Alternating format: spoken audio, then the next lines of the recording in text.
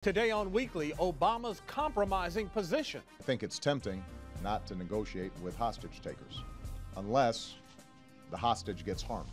Plus, slaves in New Jersey not picking cotton. This time, they're braiding hair. It was like being, being trapped, being in a cage. And she questioned the president face to face and learned a valuable lesson. I'm exhausted. I'm exhausted of defending you, defending your administration, defending the mantle of change that I voted for. And she's here to talk about it. Leadership is not for wimps. All that right now.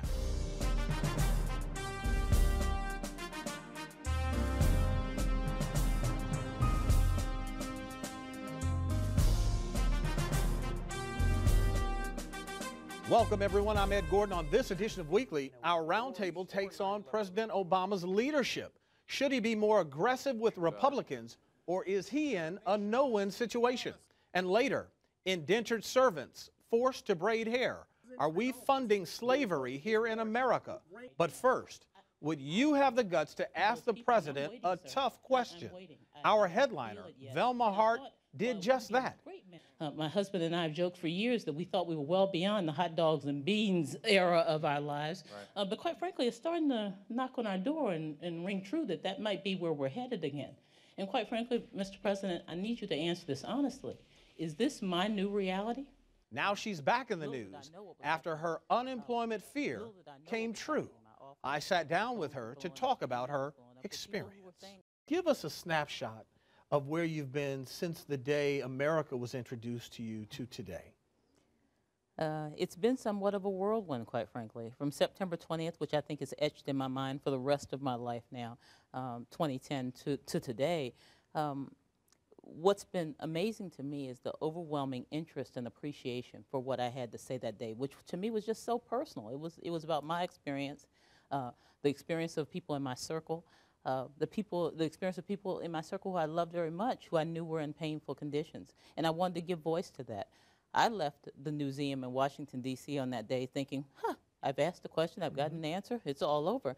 I should have known something, though, because people were watching me as I left the museum. They kept looking at me, but I smiled back, thought they were just being courteous.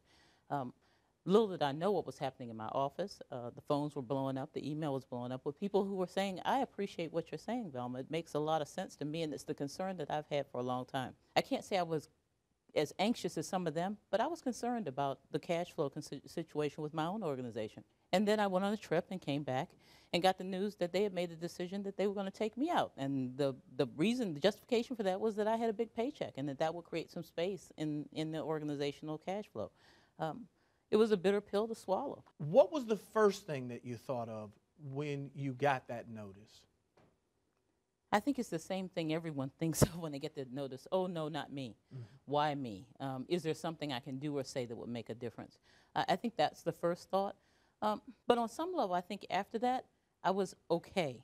Not okay that I was jubilant, not that I was happy, but I think I'd accepted it because I think for a long time I thought something had to give in my own space.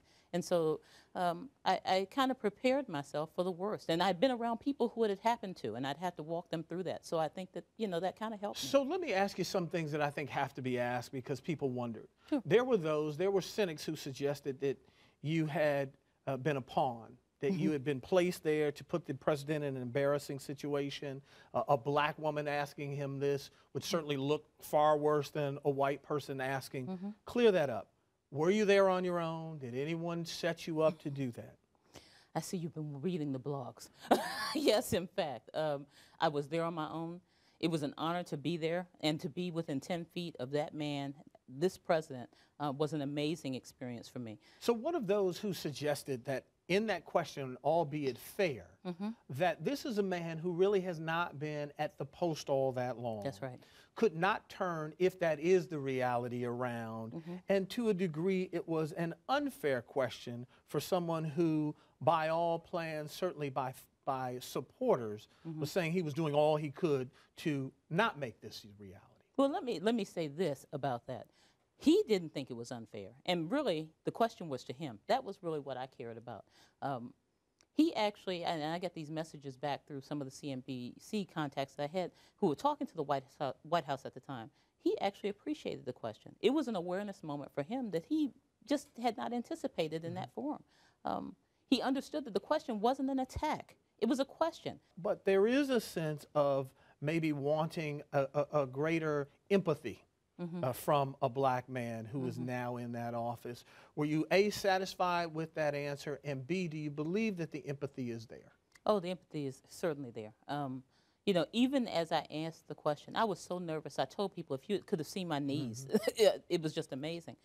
Because in some respects, I knew that it was going to be a very, very difficult question for him to tackle. But see, that's the difference between me and most other people. I actually believe in him. I voted for him with a purpose, and I thought he could answer that question. I also thought he could take that question as a leader. You know, leadership is not for wimps. And Congress, the White House, whoever is elected to leadership should be prepared for the difficult questions in a difficult economy. Let me take you back to the personal aspect of what you face now. Give us a sense of your family and what the loss of that paycheck has meant and what you see your prospects are for the future. Well, the good news for me is that I'm newly unemployed. You know, I really haven't even gotten my last paycheck yet. But there are others in my circle who've gotten their last paycheck and gotten their last 99er check as well. And they're feeling very anxious. They're very afraid. There are people in my circle right now who have jobs. And you would think, well, if you got a job, why aren't you comfortable? Kind of the same question people were asking me on September 20th. No, you got a job. What's the problem? Well, the problem is many of us are working fearful because we just don't know when the other hammer is going to fall. We know that there are challenges in our environment, in our workspaces, but we don't know how it's going to affect us. And let me ask you finally, when you watch the games of politics that have to be played here, forget the president as a man, forget the administration, just the game, the body politic and the way it's played for someone who is newly unemployed. What's your thought as you stand on the sideline and watch those who are pulling the levers? It is incredibly confusing, Ed. You know, I said this to a friend of mine. You know, I don't really care what banner you wear, whether you're the elephant or the donkey or whatever else there is here. What I care about is where the good ideas are going to come from. And I appreciate from the Tea Party that, you know, fiscal responsibility and morality it seems to be the banner that they're carrying. And from the Republican administration, I absolutely get deficit reduction. I think that is absolutely right. And from my own party, a whole host of things. The Democratic Party, I think, has a lot of good things to offer. That's all we want. We want good leadership and results. That's it. Well, Velma, first, let me thank you for being a part of the show today. And secondly, let me assure you, from having sit across from you, you ain't going to be unemployed for too long. I thank you so much for being with us. Thank you. Greatly appreciate it. All right. Take a break here. When we return, we're going to take on the president's leadership on our roundtable. Does he need, as some people are saying, to man up? We'll take a look at that right after this.